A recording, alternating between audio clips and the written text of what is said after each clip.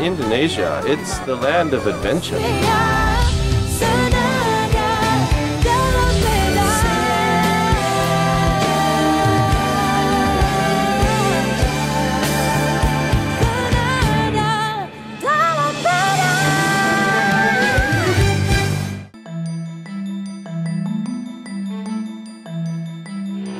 IMAS 2016 atau yang ketiga adalah event motor adventure yang diprakarsain oleh komunitas motor Katos di bawah pimpinan Akbar Nusantara dan Alwin Sutioso. Kali ini IMAS menghadirkan Adam Rainman dari Australia, seorang petualang dan pembuat film yang menjelajah 7 negara tanpa kru, tanpa support, serta Kadek Ramayadi, seorang pembalap enduro papan atas Indonesia, untuk berbagi pengetahuan dan pengalamannya kepada 70 peserta.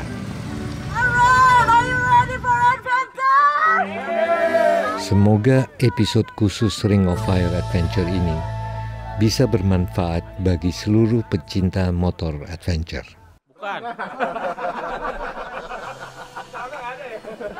Yaitu kamar mandi di sebelah sana. Pasti pada nyari kalau mau pipis sih Pak. Jadi kita pipis nggak bisa sembarangan di sini. Jadi jagalah alam, jangan mengotori mereka. Kalau mau kencing kita ada pada tempatnya. Si coaching klinik ini venue-venue tempat. Jadi obstacle yang akan ada kita punya itu ada di sini sama ada di belakang. Ada di belakang, ada di sini sama sedikit ada kolam di sini. Peserta yang mau coba silakan. Ini adalah kesempatan yang paling bagus untuk mencoba. Karena apa? Karena di sini nanti akan ditemenin oleh special enduro man di sebelah sini. Jadi mereka akan kasih tahu teknik-tekniknya gitu. So yeah, I give it the floor for you. Yeah. So you can start your show, Adam and Kadek. Thank you. Well, welcome guys again. Now, and I noticed a lot of the bikes are very clean. The first rule of adventure is be ready to get dirty. I think that's the most important thing today, is to help you guys understand that you own an adventure bike that was made to go through the forest, you know, to go on off-road, off the bitumen, and you'll be surprised with just a few small skills how easy the bike can do it. You can put a little bit more trust in the bike. Why don't we start with the most important part of the bike? It's the tires. And a lot of you I see, even for Indonesian roads, I think you have the wrong tires, because Indonesian roads, from what I can see just driving in the car, are sometimes crazy. There's rocks, there's dirt, there's grass, there's water. You don't need those tires. You need the ones that start to look more aggressive. The dirt can go in between the knobs and you won't slip on the bitumen, you know. This is a good example. This is a good example also for the BMW. You see they have two completely different wheels. You're riding adventure bikes. So it's like giving the bike the correct shoes to dance, you know. Kadek, what do you want to say to the team? Kalau motor ada handguardnya, kita bisa lebih tight, lebih kencang. Nggak enak banget kalau kita di tengah jalur tanpa handguard, kemudian lever patah, kopling atau rem patah, sangat menyusahkan dan sangat berbahaya. Jadi kalau dia tanpa handguard harus agak kendor sedikit, sehingga dia bisa bergerak. I suppose the PSI is very important as well, whether off-road and on-road. You can just give us an idea with that, please. For a bike this big with the right off-road kind of tyres, because remember, the off-road tyres, they have more rubber. With this kind of tyre, you can safely run on the road and off the road about 26 to 28 PSI, okay? It's not good for racing on the street, but it's safe for just riding on the street. And these bikes are very big for you guys, I can see that. But I'm very impressed with the way you're not intimidated. You know, you guys I don't want to offend you, but the Indonesians short and strong. But any short rider in Australia, they don't even buy these bikes. They're just like, it's too big. Really, the majority of the group, you're road warriors, right? Right? Am I right? It's time to understand what you've bought, really, because this country, and Indonesia, it's the land of adventure, you know. And when you're riding off-road, because the wheels are getting bumped and traction is changing, you're slipping, gripping, you need to have your body weight right with the center of gravity. So the wheels can do that, the front can do that, back can do this, and you're okay.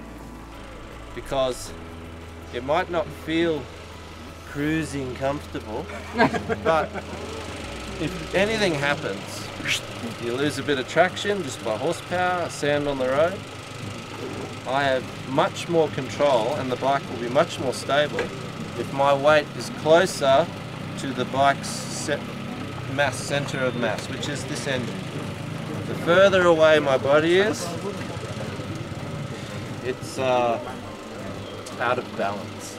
It's physical. Changing the position from there to there is like changing the handling of the motorcycle, purely because it's putting your body in the right position. Ada satu hal yang penting sekali dengan posisi stance seperti ini, elbow-nya tidak lurus, bisa tidak lurus, tapi bisa dibengkokkan. Nah ini bisa membantu suspensi dalam menghadapi bumps ya. Oke, kali ini Adam akan memberikan dua teori cara. Cara yang duduk melewati kun, dan cara kedua adalah kita stand up di atas motor sambil berdiri. Akan terlihat mana lebih nyaman untuk dilakukan. Oke, please.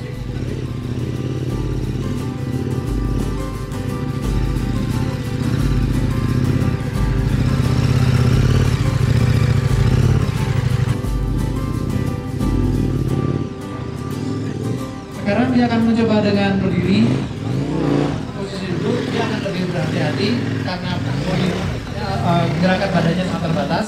Tapi dengan berdiri dia terlihat lebih lincah, lebih nyaman untuk melewati kon ini. Ada yang mau coba? Silakan. Ya. Wow.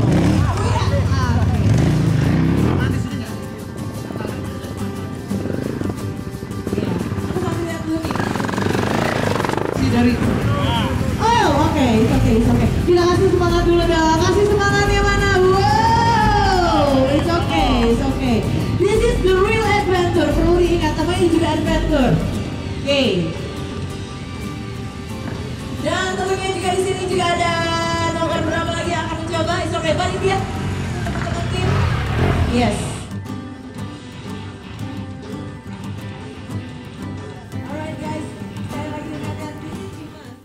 Remember, everything is about leverage, getting the best advantage. So a lot of people naturally come in close and it's very hard for your back. The best thing is to get the most leverage. So you use the handlebar, and even in this position it's not right. Watch this. Okay. You turn the bars so it's furthest locked this way, and now you have like a leverage to lift it up. The biggest distance from the engine with the handlebar, you squat, lift. Done.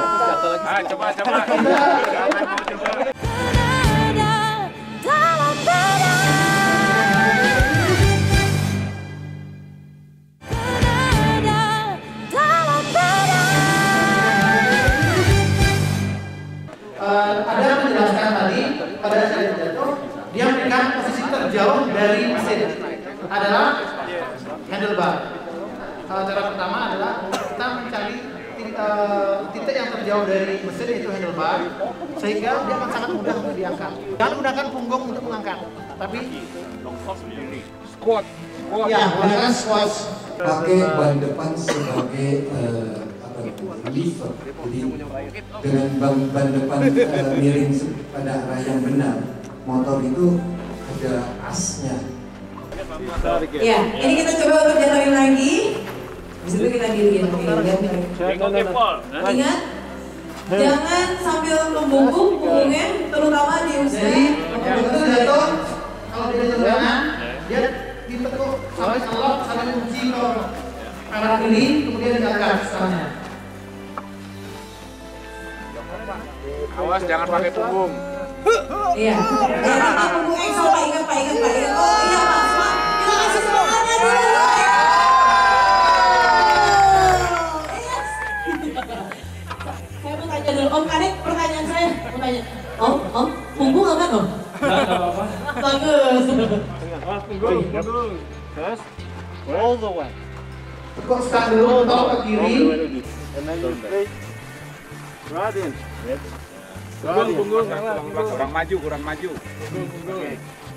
Ada depan, Pak. Yep.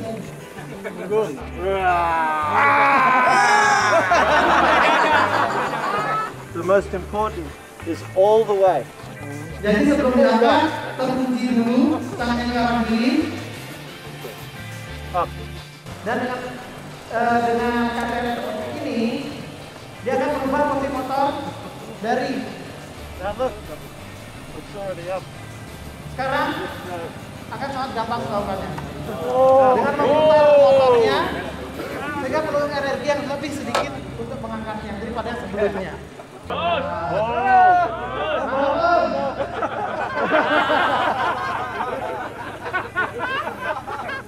One more.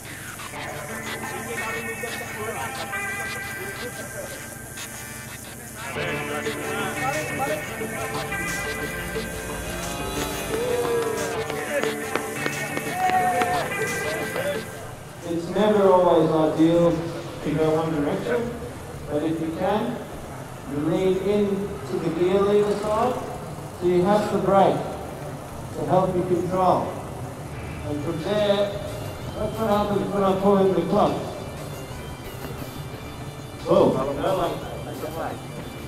see how between the brake and the clutch, I'll just reverse backwards and lean in this way.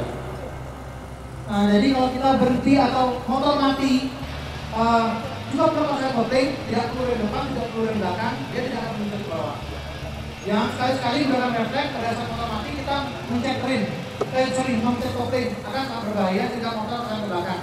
Dan di sini akan dijelaskan bagaimana berputar pada tanjakan. Diusahakan kita berputar ke arah kiri sehingga kaki kanan kita masih bisa di atas pedal rem dan gampang untuk mengendalikan. Oke, sekarang dia akan memutar ke arah kanan karena kita tidak mungkin memutar motor hanya ke arah kiri. Sekarang dia akan memutar ke arah kanan. Gimana cara dia rem? Dia akan menggunakan kopling untuk membantu pengiriman. Jadi totali semua itu dikontrol dengan kopling dan engine brake. Bahkan dia tidak menyentuh rim belakang. Hanya menggunakan untuk mundur, hanya menggunakan kopling. Okay, I can do one more and film it. Oh, yeah.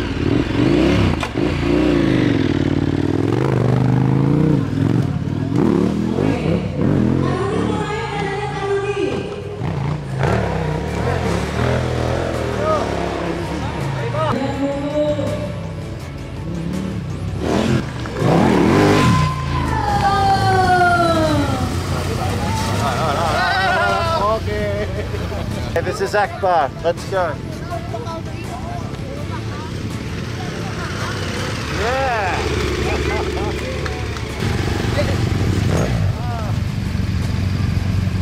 Yang depan dulu, Bu. Diangkat. Now, look up to the end. Just lift your vision. Don't look there. Look up and just blow through the rut. Try again.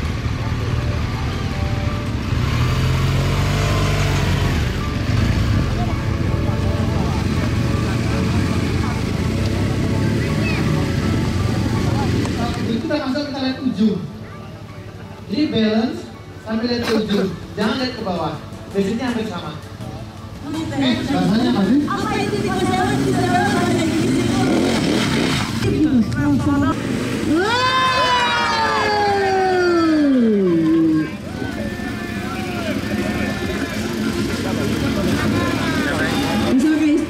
Jangan masuk, aduh.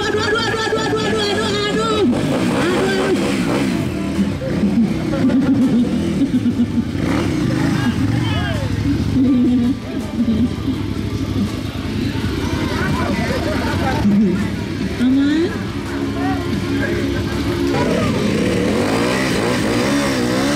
Dua, tiga.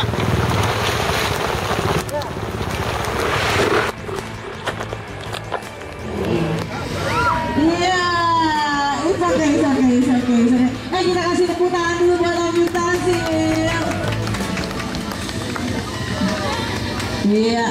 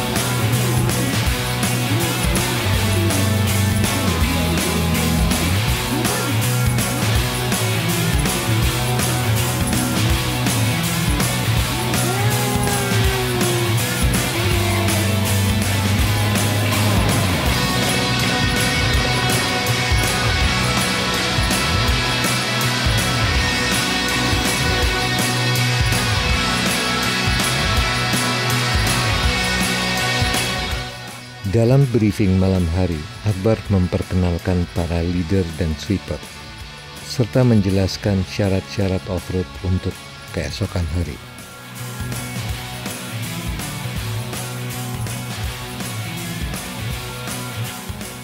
Peserta dibagi menjadi 7 kelompok dengan jarak 10 menit, serta dipandu oleh leader dan sweeper lokal, dan terutama tidak diperbolehkan penggunaan sirene, tidak ada full rider, serta peraturan-peraturan lain.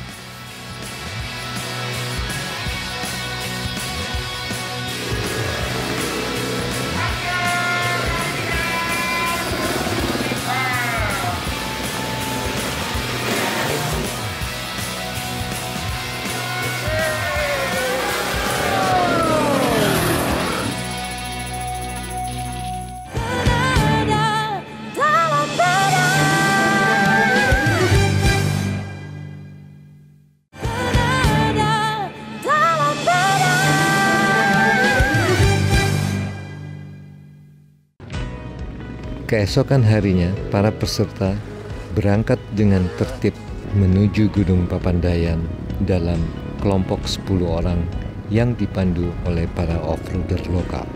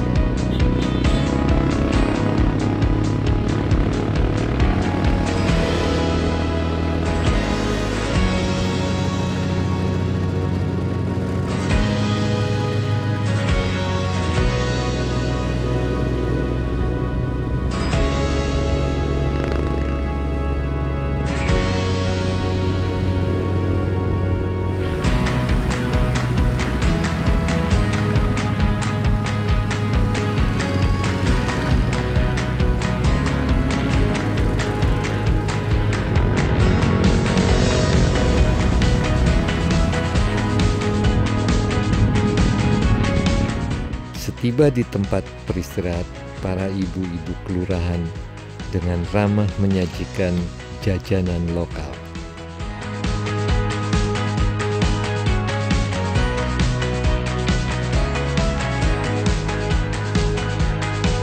Kami berada di Imas dan kita sedang menuju ke Gunung Papandayan. Seru sekali. Imas tahun 2016 ini diikuti oleh hampir 70 peserta datang dari berbagai macam daerah, dari Aceh, Medan, Purwakarta, Jogja, Jakarta tentunya, dan Bandung, dan lain-lain sebagainya. Para peserta mulai dari yang baru pertama kali off-road sampai pembalap, semuanya bergabung menjadi satu dan saling menunjang, dikelompokkan dalam 7 kelompok, dan kami lihat kelompok kelima datang. Yuk, jalan lagi yuk.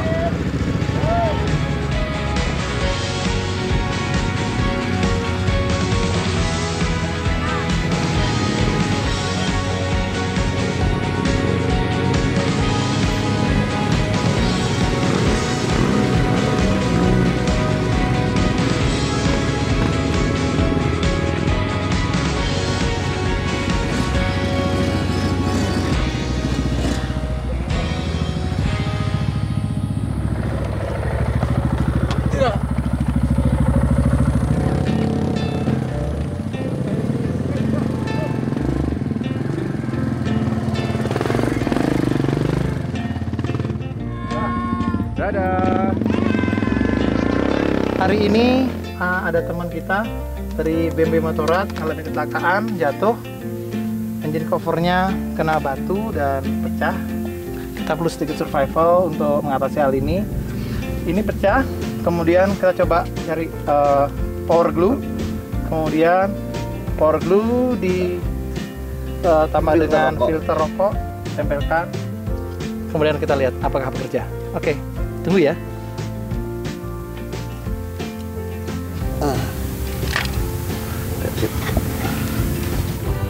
Kalau di sini udah nggak ada merek, kalau di jalur udah nggak ada.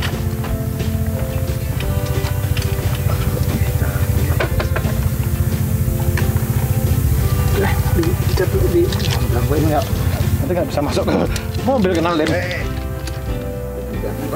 Aprikonya ke mata gitu. Sate. Ini nih, kita film. Mas, kita mau jualan sate, Mas. Filmnya jadi laba lucu nih. Kita keringin dulu ya. Jangan matang, Mas.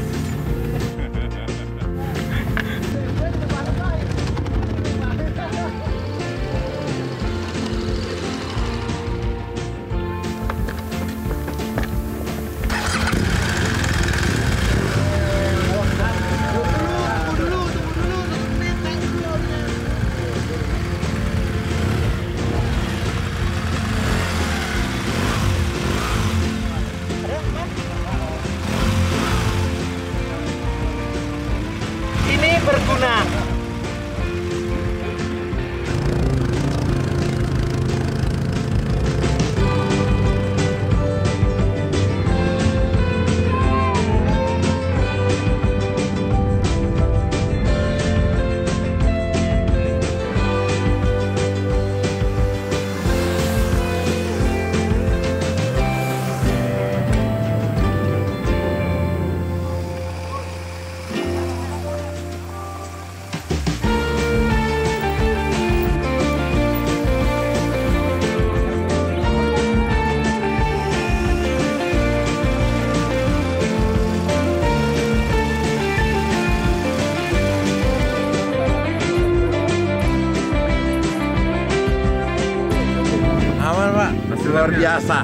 Luar biasa.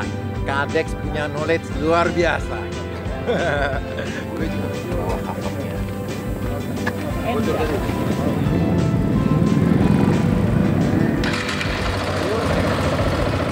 Yuk ke kawah.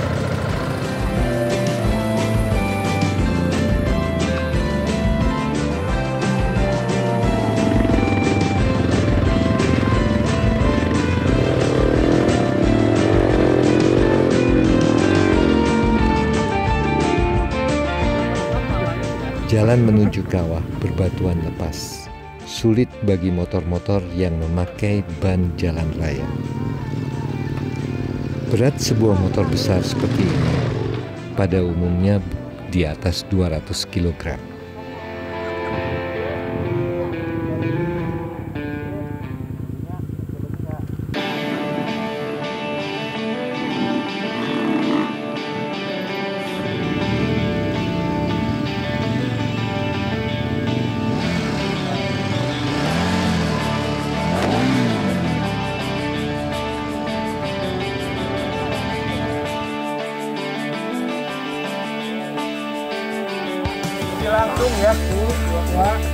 Harus langsung gas. Lagi.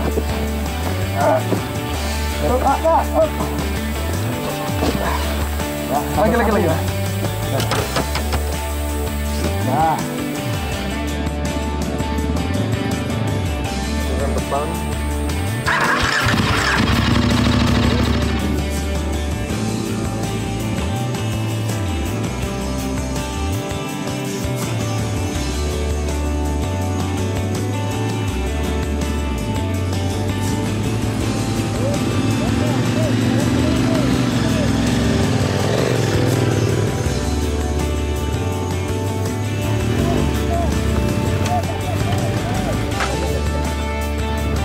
Gasnya gedein lagi bro, kalau lu pelan-pelan.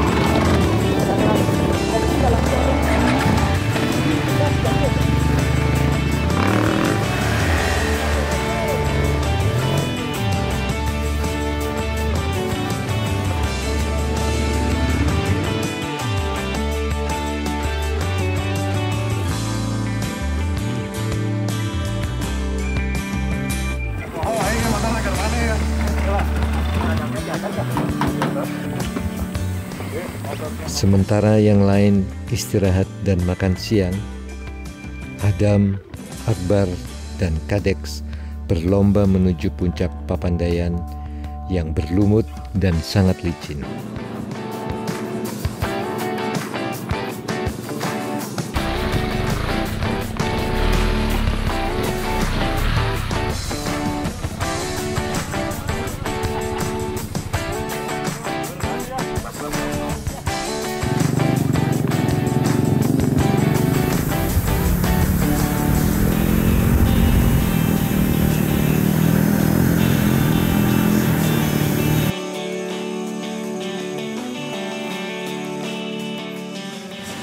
Pak Yudi, leader dari kelompok 4, kelompok kita naiknya juk 200, bentar lagi juk 200, hancur keluar, udah tahu?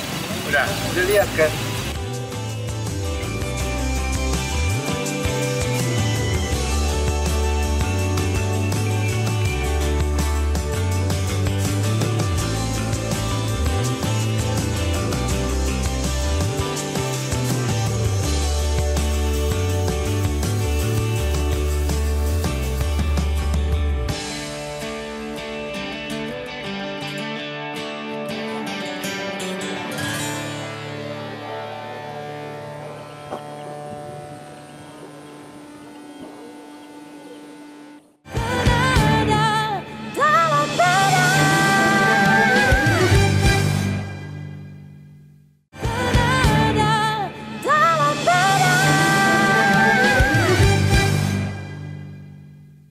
I want to show the world just how far a dirt bike can take you. So come with me, and my mate Mark. No film crew, no entourage, no backup vehicle. We'll be totally dependent on our KTMs. On a 7,000 kilometre adventure from Austria to Egypt.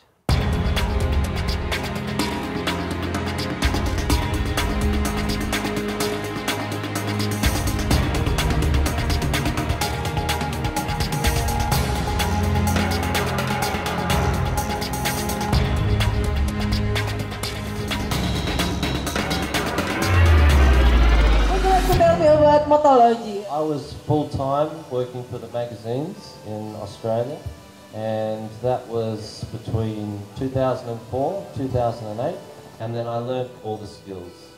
Journalism, using all the latest digital cameras, and then I thought I wanted to start my own style. Look, it's a bit of a long story, but I was on my own, independent, and I thought, right, I'll buy my own camera gear and I'll make things my way. And it just so happens that the camera that I bought also had a video function. So I knew how to take a photo, but now I could press record and make film. And make film. Yeah. I've seen a good part of the Middle East, and in that film there was Turkey, Egypt, Turkey. You know Turkey? Yes, I know. Egypt, the pyramids. Egypt piramida, gitu. Terus. Jordan, Jordan. Jordan, which yeah, is just next to Saudi Arabia. Yes. So that was a very good insight into the Middle East. And of course, a good chunk of Europe, starting at the KTM factory. You guys pretty happy with KTMs, I can see. It was a really special experience to start an adventure from the factory.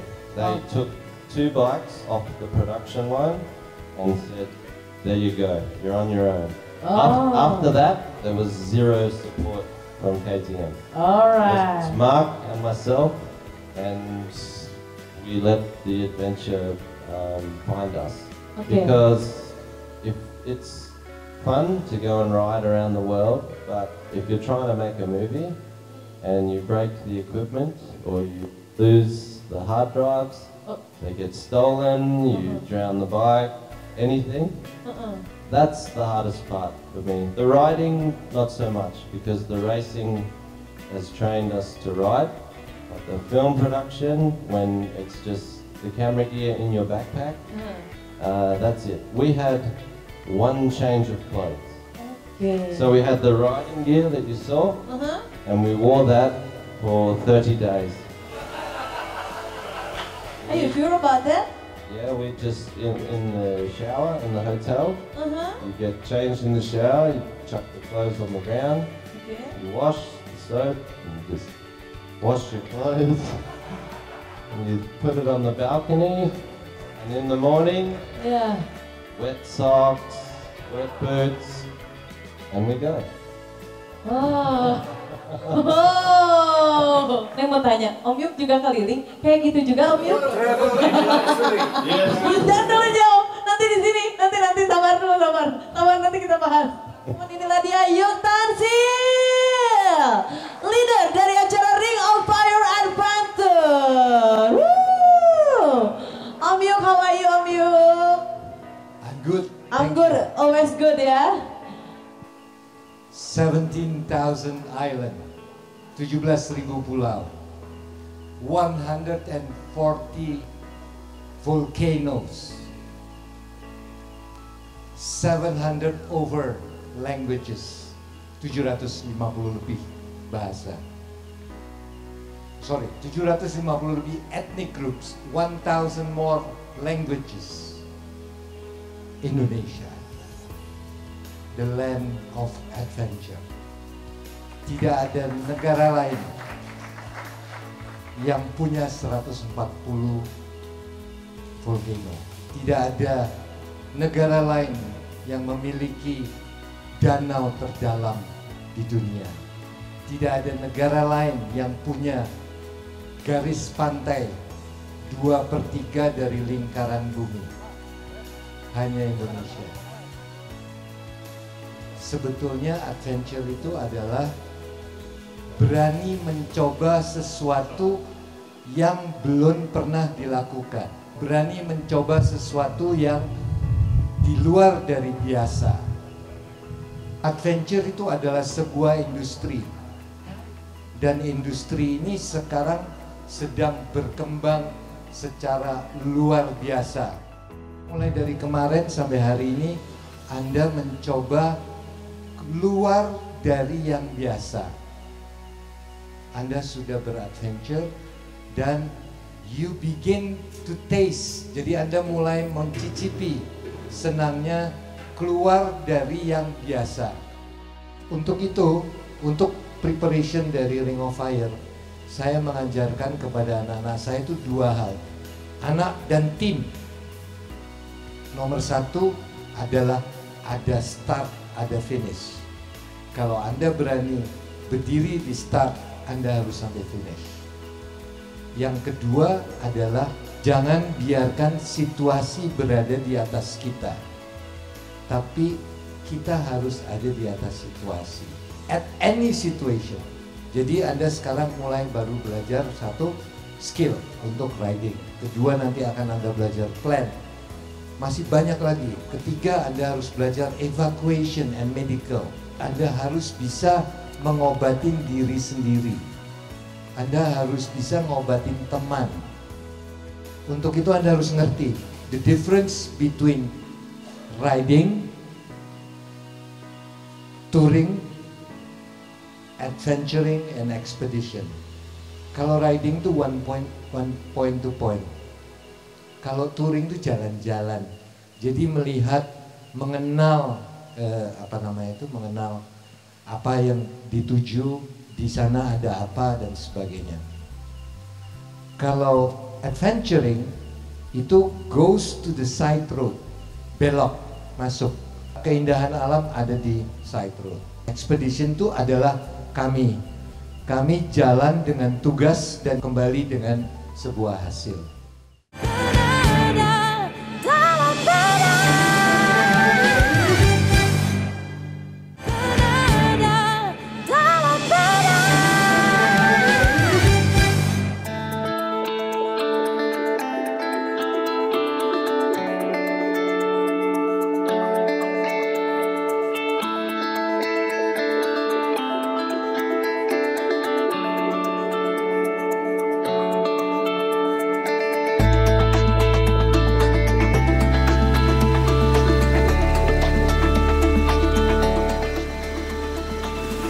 Di hari ketiga, kami berangkat ke Telaga Bodas melalui jalan-jalan yang tingkat kesulitannya sedikit lebih tinggi lagi.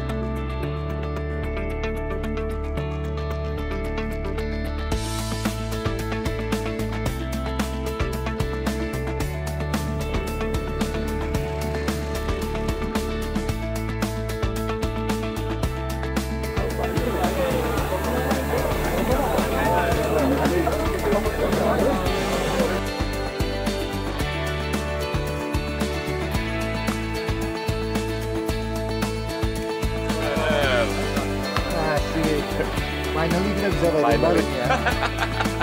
Padahal tetangga loh. Bohong, rame-rame.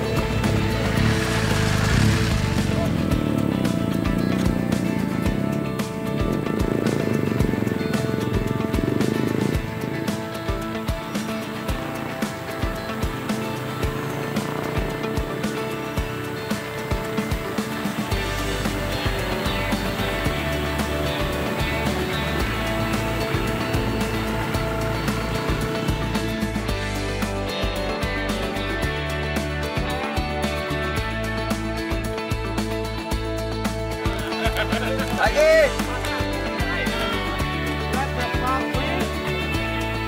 Arahnya mau mana?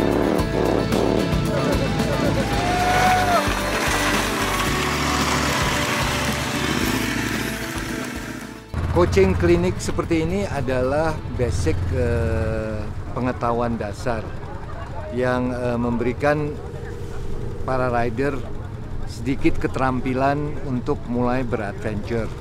Tetapi tidak bisa diharapkan bahwa coaching klinik itu membuat orang itu langsung besok paginya siap. Tapi paling enggak coaching klinik itu memberikan pengetahuan, teorinya, sedikit keterampilan, dan kemudian harus dilakukan latihan. Karena latihan itulah yang membuat kita menjadi lebih baik, menjadi lebih cekatan, dan lebih terampil dalam membawa motor dan melalui jalan-jalan yang sulit. Bisa dilihat dari kemarin itu banyak kawan-kawan yang belum pernah off-road sama sekali dengan motor besar, atau barangkali belum pernah sama sekali lewat jalur lumpur atau batu-batuan. Setelah coaching klinik mereka bisa, mungkin belum terampil sekali, tapi mereka sudah punya keberanian untuk melakukan hal tersebut, sudah punya keberanian dan kepercayaan diri. Kepercayaan diri itulah yang paling penting.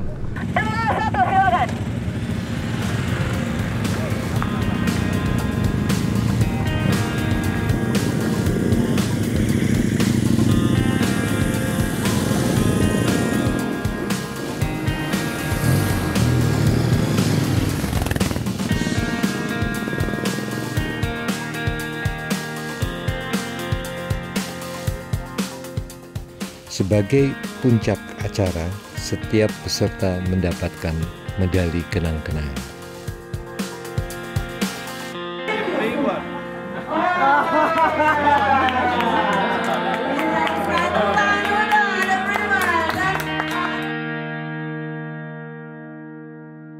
Hi Adam. We have had a lot of fun this last 3 days. Huh? It's been an amazing 3 days. 3 days, Yeah. After riding for so many years in Australia and so on, all of a sudden you come to Indonesia and you are riding on the Indonesian traffic. Yeah. Tell me. Look, I understand now why Indonesians are such good riders. It's because you have to be just to ride the streets. The roads and the potholes and the chickens running out and the trucks and the cars and all the bikes. You really have to have a lot of skill just to ride, and everybody. So for me, I ride professionally on dirt bikes, and I need all of that skill just to ride in the Indonesian roads. If some of the people I know in Australia that are just riding to work on a scooter, they have no real skill, they couldn't handle those Indonesian conditions. From what I could see from the beginning, everybody is treating their adventure bikes like these big shiny prizes, you know? It's their pride and joy. They like them clean, they like the presence, and they just like them to look nice. But as soon as I showed them a couple of things to ride up a hill, through the mud, jump it, whatever, it's like, I can do that. And everybody was just trying, and all of a sudden it didn't matter that they have these brand new bikes. They were just through the mud, in the water, and you know, you really have the riding spirit. The enthusiasm is the biggest thing, I think, and like you said, we had not even a full day, and it's hard with so many riders to be one-on-one and show them the right technique. Really, I think the most learning they took was just watching, and I can see it now with a lot of Indonesians. All they need to do is see how the actions, and then they have enough skill inside to just try it. I think the improvement from everyone was massive. Not so much because they really had to try so hard. All they did was just try, and they liked it. They need an encouragement, that's all. Yeah, that's it. Because inside, they've already bought this monstrous motorcycle, and they can ride it. So for me, I got a lot of satisfaction in seeing the guys go from sparkly bike owners, not wanting to get them dirty and not wanting to explore, to ready for almost anything. For me, just being in Indonesia has been a huge adventure, because in Australia, our country and our culture and our lifestyle, it's more simple, it's more basic. We don't have a deep history that goes back thousands of years. We're quite new and set in basic ways of living. But when someone like me comes to Indonesia, I feel like I'm really in another world. It's mysterious, there's really magical, it's almost like being in a movie, you know? It's the sort of things you see on a movie, because this place has a very rich history and culture. That's the foods and the dance and your way of life. This has been this way for centuries, right? Thousands of years. I'm having an amazing time. Add a motorcycle ride to all of that, and the experience is huge. It really is. Don't you think? Yeah. Could you see the excitement on my face Sure. over things that you probably don't really understand why, but I guess you're an adventurer too, you're a worldly guy, so you would appreciate seeing, how can I say, going to other countries. Exactly.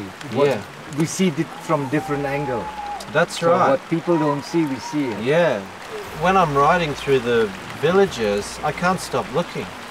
I have to concentrate on riding, but I'm also looking in people's houses and kids working on bikes and fixing things, and there's the life. It's just life bubbling away, you know? And these are just little back roads in the middle of nowhere, just a tiny little piece of Indonesia. I could just keep going, exploring for days and days and weeks and kilometers, and always my eyes would be wide open, amazed by the life that Indonesians have. It really is an amazing lifestyle and culture. So, Ring of Fire is discovering culture, different languages and so on. Yeah. Would you be happy to become one of our guest riders? Yeah, that would be an amazing experience. It's something I'd really like to plan into the future, and have another expedition in Indonesia. It would be amazing. With this right now, in the rain on this lake. Interview on the rain, it's in great. a boat. Really understanding the people, you know. I can't even speak their language, but You sense it. I sense it, I feel it, yeah. So it would be an amazing opportunity. Yeah. Okay, we'll plan it for next year. Yeah, we should do something like We should this. do something together. Okay, thank you, Adam, and we are looking forward for your return next year and ride together with the Ring of Fire team. It would be an amazing experience, and I can't wait to see the Ring of Fire series. We'll send you. Thank you. Thank you. Thank you. Let's not fall in the water now.